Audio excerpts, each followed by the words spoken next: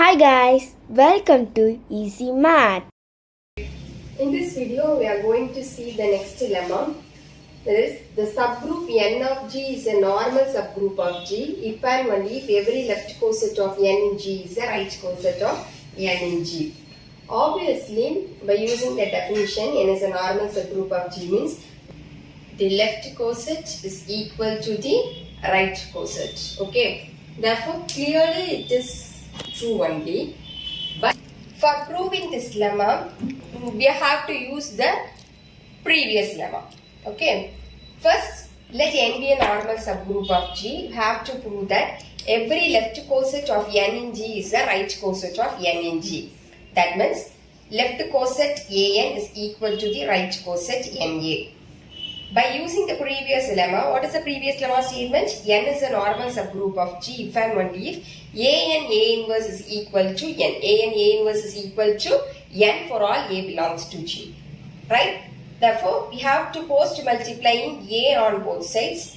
We are getting A and A inverse A is equal to NA.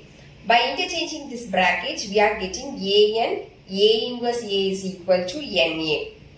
Obviously, G is a group of G, therefore the inverse element exists for the element A. Therefore, A inverse A is equal to E.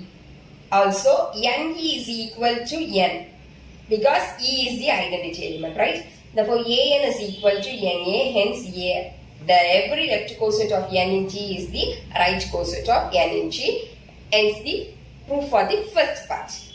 Now we have to prove the converse part. Conversely, you have to assume that every left coset of n in G is the right coset of n in G. That means every left coset means an is equal to the right coset na.